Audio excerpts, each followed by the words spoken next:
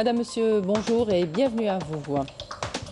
Dans le cadre des célébrations du 67e anniversaire du déclenchement de la Révolution du 1er novembre 1954, le Conseil de la Nation a organisé aujourd'hui un séminaire parlementaire sur l'histoire de la Révolution algérienne sous le thème «L'Algérie se remémore, le jour de la bataille, novembre, jette les jalons d'une nouvelle République». Étaient présents à cette conférence des personnalités nationales, des membres du Conseil de la Nation, le secrétaire général du ministère de la Défense national, le général-major Ben Bisha Mohamed Salah, des cadres du ministère de la Défense et des anciens moudjahidines. Intervenant aux travaux de la deuxième réunion ministérielle conjointe UE à Kigali au Rwanda, le ministre des Affaires étrangères et de la communauté nationale à l'étranger a mis en avant la stratégie de l'Algérie fondée sur des liens indissociables de sécurité, de paix et de développement. Le chef de la diplomatie a souligné que le partenariat avec l'Union européenne doit consolider les fondements du développement socio-économique et humain, de la bonne gouvernance et la promotion de la réconciliation nationale tracée et appliquée par les États africains à travers la double équation alliant unité et diversité et centre environnement. Et toujours à Kigali, le ministre des Affaires étrangères et de la communauté nationale à l'étranger, Mtala Mamra, s'est entretenu hier au terme de la réunion interministérielle Union africaine-Union européenne avec ses homologues sud-africaines, Naledi Pandor et angolais, Tite Antonio Lamamra a abordé avec la ministre des Relations internationales et de la coopération de la République d'Afrique du Sud les préparatifs en cours des rencontres bilatérales prévues et un nombre de questions politiques et sécuritaires concernant le continent africain. Le chef de la diplomatie algérienne a par ailleurs convenu avec son homologue angolais d'entamer la préparation de la prochaine session de la commission mixte algéro-angolaise. Les deux parties ont échangé les vues sur des questions africaines et internationales d'intérêt commun. En marge du sommet mondial sur l'avenir du tourisme qui se tient à Barcelone, en Espagne, le ministre du Tourisme et de l'Artisanat, Yassine Hamadi, a tenu une séance de travail avec le secrétaire général de l'Organisation mondiale du tourisme, Zourab Polo Likashvili, l'occasion de passer en revue l'expérience de l'Algérie dans la lutte contre la pandémie de Covid-19, soulignant qu'elle était parmi les premiers pays à prendre d'importantes mesures proactive à même d'accompagner le tourisme vers la reprise, affirmant que l'Algérie exportera bientôt son vaccin en Afrique. Yassine Hamadi a réitéré son invitation au secrétaire général de l'Organisation mondiale pour effectuer une visite officielle en Algérie. L'agence France Presse poursuit sa guerre par procuration contre l'Algérie en publiant hier mardi sur son fil un reportage bondé d'infos éhontées et de mensonges flagrants, un reportage à travers lequel l'AFP traite du phénomène de la migration clandestine en se basant sur des données irréalistes. Elle s'est faite récemment le relais de certains algérophobes qui dirigent mal la constance des positions historiques de l'Algérie vis-à-vis des causes internationales justes et ses succès successifs en tant qu'acteur régional et stratégique du rétablissement de la paix, de la sécurité et du consensus international. Cette sorte médiatique s'inscrit également dans le cadre d'une série d'actes hostiles et contraires aux usages de la profession, d'autant que l'AFP avait récemment fait l'apologie du mouvement terroriste MAC dirigé par un élément résident en France et recherché par la justice algérienne qui a pris les mesures nécessaires à son extradition conformément aux chartes et conventions internationales en vigueur, un procédé auquel recourt ce média public français qui, pour détourner l'attention des échecs en série de la politique de son pays dans un contexte électoral aux conséquences incertaines, alors que la responsabilité pleine et entière du pays auquel cette tribune médiatique appartient, son application dans de nombreuses Tragédie que continuent à vivre des pays africains et son exploitation du phénomène migratoire pour en faire du commerce et faire aboutir des plans électoraux conjoncturels sont connus de tous, tout comme ces efforts convulsifs de recherche d'une manière fallacieuse qui pourrait servir d'arme dirigée contre l'Algérie au service d'agenda historique. La 23e semaine nationale du Saint-Coran se tient depuis hier à Alger, une manifestation qui prévoit, outre le concours national de récitation du Saint-Coran, un colloque scientifique sous le thème « Amour de la patrie, dimension éthique et engagement national ». Les lauréats du concours seront primés lors de la cérémonie de clôture demain. Plus de détails avec Marim Damis.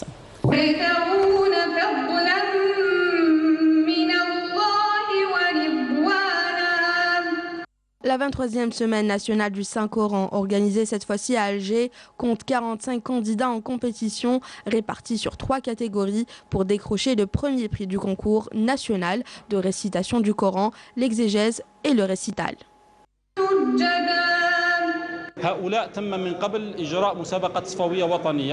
Nous avons sélectionné 45 candidats avec 15 participants pour chaque catégorie. Au terme du concours, nous devons choisir 3 lauréats qui seront primés par le ministre des Affaires religieuses et des Waqf.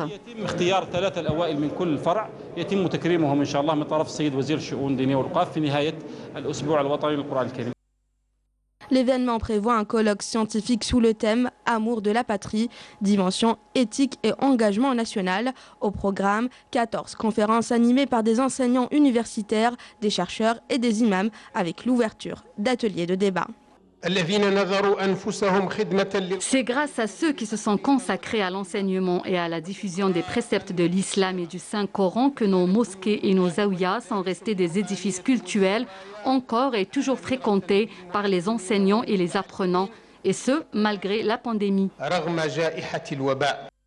En marge de cette cérémonie, un hommage a été rendu à de grandes figures religieuses et journalistiques, à l'instar de Cheikh Mohamed Brin Selblidi, le journaliste Mohamed Awadi ou encore le regretté professeur Aïssami Gari.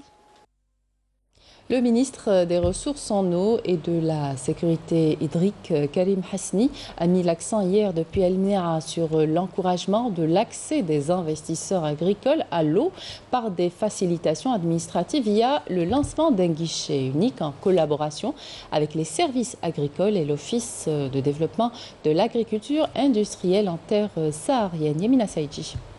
Les mesures de facilitation ont été prises à El Mni'a avec l'octroi d'autorisation de forage au profit des agriculteurs de la région, une mesure qui change la donne pour les nombreux investisseurs. Désormais, l'accès à l'eau destinée à l'irrigation des terres agricoles permettra d'optimiser la production des produits maraîchers, principale ressource financière de la région. Je n'avais pas d'autorisation pour la réalisation de fourrage. Les mesures de facilitation administrative pour l'octroi de cette autorisation m'ont permis de l'obtenir rapidement. Je commence le travail dès aujourd'hui. Ils nous ont facilité la mission. Il ne nous reste plus qu'à creuser le puits, et ce le plus tôt possible. L'agriculteur peut aujourd'hui bénéficier de facilitations administratives via le lancement d'un guichet unique pour l'octroi, entre autres, d'autorisation de forage. Il lui suffit de présenter son dossier complet, qui sera validé par les différents services concernés avant d'être signé par le Wadi dans un délai ne dépassant pas les 15 jours. Pour l'heure, 81 autorisations ont été signées par le Wali de Mni'a. Et parmi les projets importants pour l'environnement, la réhabilitation du collecteur d'égout, du réseau de drainage de la remontée des eaux de Hassil Gara, ainsi que le réseau d'assainissement de la Daïra de Mni'a.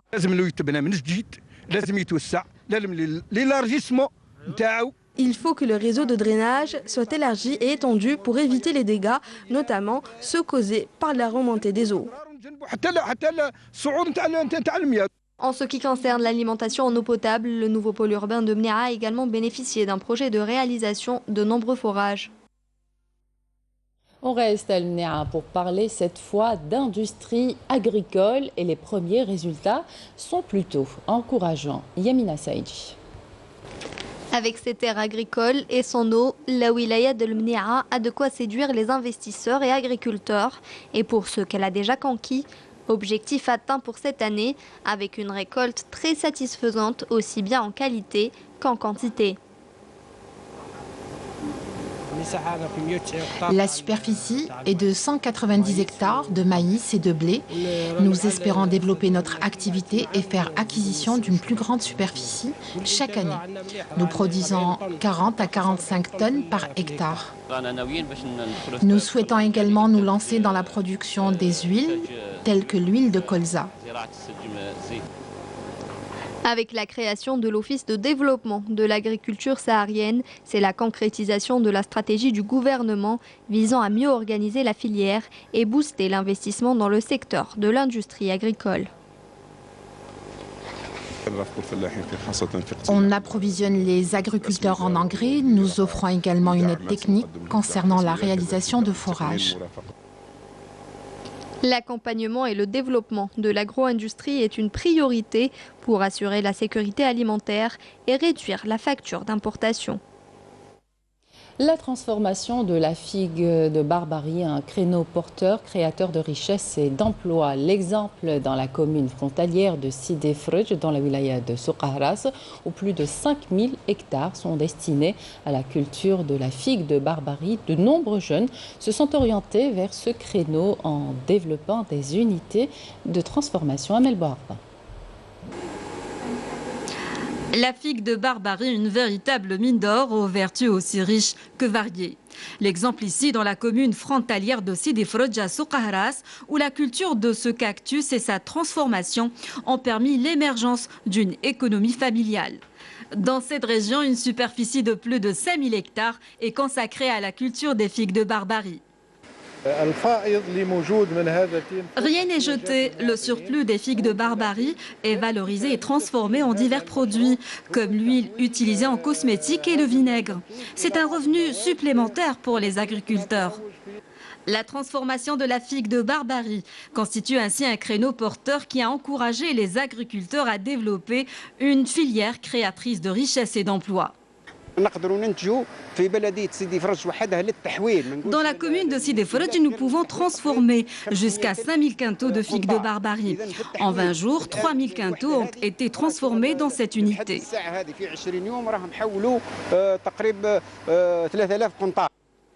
Un projet qui a pris forme grâce à une idée ingénieuse et l'implication de 7 employés qui ont lancé cette unité de transformation. De quoi booster le développement local dans cette région frontalière, l'une des plus défavorisées à Soukahras.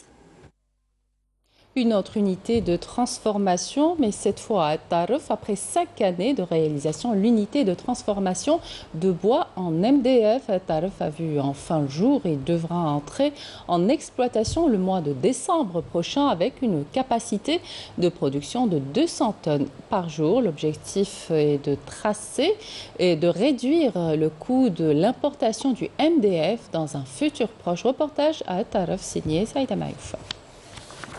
S'étalant sur 30 hectares dans la zone d'activité Al-Matrouha à Taref, l'entreprise familiale Panneaux d'Algérie, devant entrer en exploitation incessamment, s'emploie à produire des panneaux MDF, médium densité fibre en bois, à raison de 200 tonnes jour. Elle entend ainsi réduire la lourde facture des importations. Cette société Panneaux d'Algérie, après la société familiale qui a fait l'importation de ces bois et dérivés pendant plus que 25 ans. Donc la famille mûrement réfléchit de passer du négoce à la production. Le compte d'investissement, il est à 6,5 milliards de dinars qui est financé par CPA. Et donc d'aller l'exportation vers la Tunisie. On a des contacts de la Tunisie, du Maroc, de l'Espagne, la Libye. C'est un produit qui a l'avenir et ouais.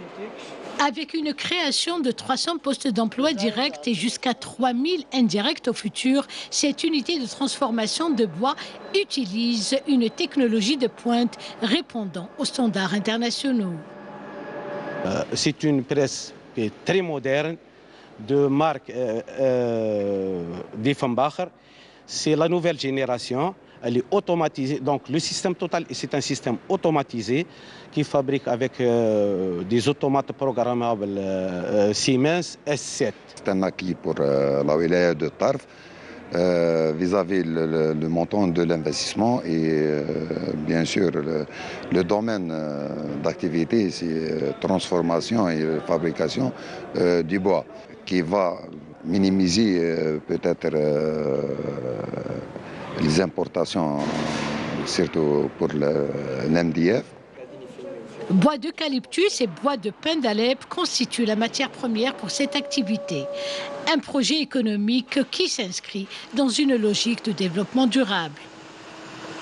Vont passer par une période là où il y a eu des incendies, on peut récupérer de grandes quantités de bois pour les mettre en valeur au niveau de cette entreprise qui fait nourrir une grande population rurale. Surtout, elle travaille avec les ruraux de la wilaya. C'est une entreprise qui transforme le bois d'eucalyptus, qui est un feuillu, et les résineuses comme le pin d'Alep. Le pin d'Alep ou le pin maritime. Il s'agit d'un projet écologique, un projet très important pour le pays. On va réduire la dépendance des devises. La fabrication de la minoire en bois, première activité du genre dans la région, demeure un acquis certain à même de booster le développement local et insuffler une nouvelle dynamique économique au pays. Dans le cadre de leur noble mission de défense et de sécurisation du territoire national contre toute forme de menace, des détachements et des unités de l'armée nationale populaire ont mené du 20 au 26 octobre de multiples opérations qui témoignent de l'engagement infaillible de nos forces armées à préserver la quiétude et la sécurité de notre pays. Dans le domaine de la lutte antiterroriste, des détachements combinés de l'armée nationale populaire ont appréhendé 4 éléments de soutien aux groupes terroristes dans des opérations distinctes à travers le territoire national, tandis que 4 bombes de confection artisanale ont été découvertes et détruites à Bouera et Mdia. Dans le contexte des opérations de lutte contre la criminalité organisée et dans la dynamique des efforts intenses visant à contrecarrer le fléau du narcotrafic dans notre pays, des détachements combinés de l'armée nationale populaire ont déjoué en coordination avec les différents services de sécurité au niveau des territoires des 2e et 3e régions militaires, des tentatives d'introduction de quantités de drogue via les frontières avec le Maroc s'élevant à 625 kg de kiff traité, tandis que 21 narcotrafiquants ont été arrêtés en leur possession, 42 968 comprimés psychotropes saisis dans diverses opérations exécutées à travers les autres régions militaires. Par ailleurs, des détachements de l'armée nationale populaire ont intercepté à Tamanrasset, Ingezem, Borchbeji, Mukhtar et Janet 161 individus et saisi 9 véhicules de 128 groupes électrogènes,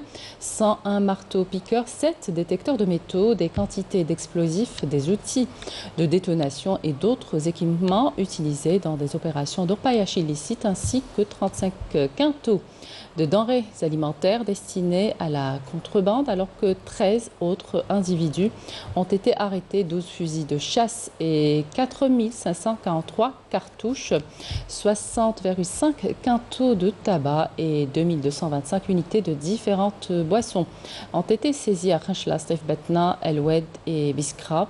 De même, des tentatives de contrebande de quantité de carburant s'élevant à 9 546 litres ont été déjoués à Tbessa, Taraf et Soukharas.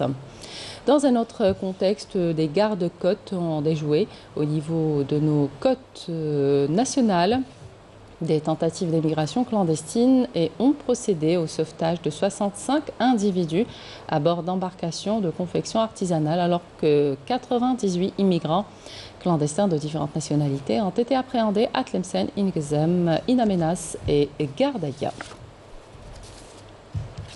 Le Conseil de sécurité de l'ONU tiendra aujourd'hui une session de vote sur un projet de résolution sur le renouvellement du mandat de la mission des Nations Unies pour l'organisation d'un référendum au Sahara occidental devant expirer ce 31 octobre sur fond d'appel urgent quant à la nécessité de traiter la question sahraoui avec responsabilité et clarté. Le président de la République arabe sahraoui démocratique, Brahim Ghali, a rappelé dans une lettre envoyée au secrétaire général de l'ONU, Antonio Guterres, que le Maroc poursuit sa politique répressive contre les Sahraouis en raison de l'inaction de l'ONU, appelant le Conseil de sécurité à opter pour une politique en phase avec les donnes actuelles que connaît le conflit. Le président de la RAST a souligné en outre qu'il est devenu désormais urgent d'élargir le mandat de la MINURSO pour inclure un mécanisme des droits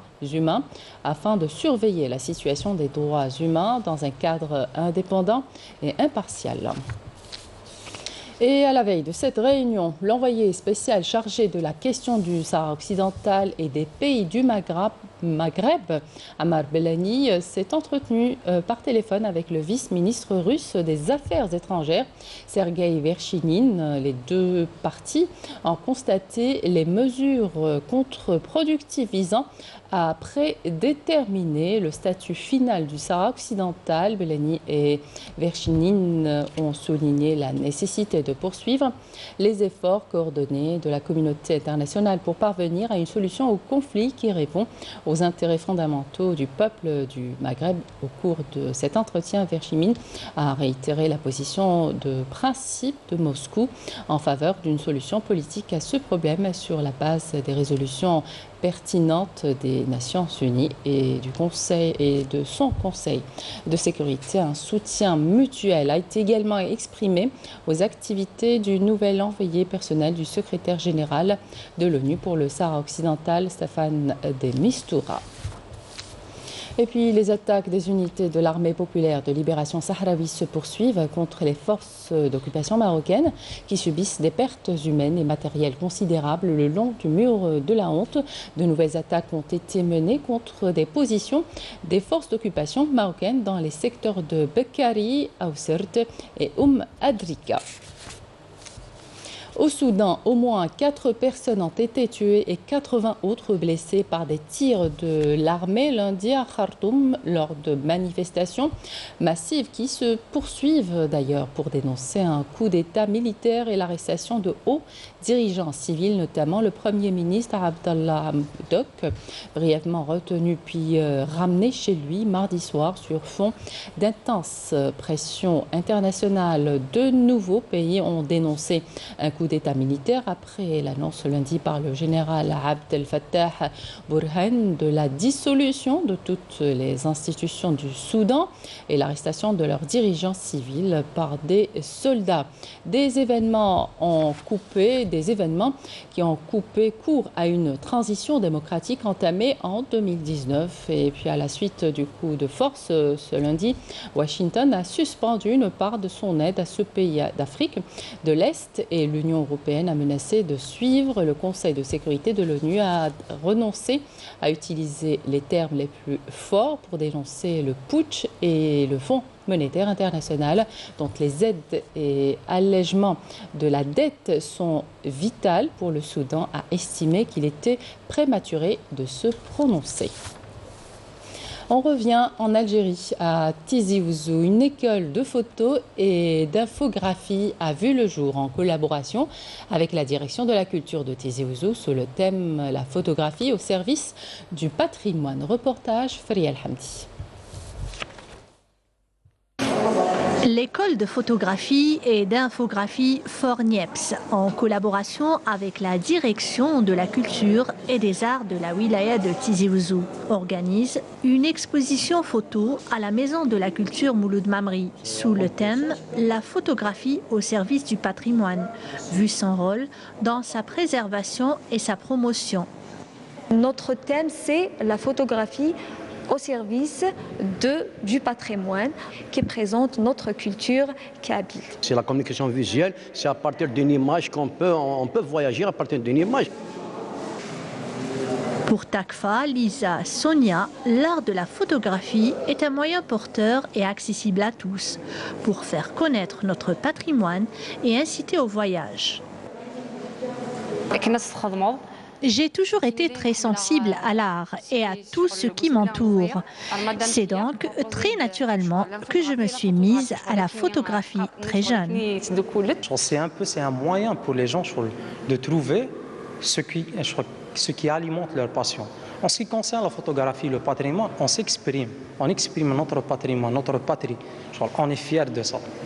L'exposition comportera divers clichés de ces jeunes photographes, dont des portraits de femmes vêtues de tenues et de bijoux berbères.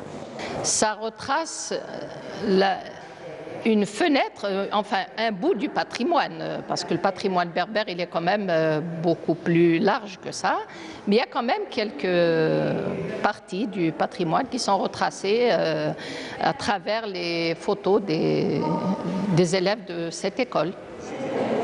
À noter que cette exposition s'étendra jusqu'au début du mois prochain. Avis aux amoureux de cet art. Et c'est la fin de cette édition. Merci de votre attention. Excellente suite de programme sur Canal Agencé.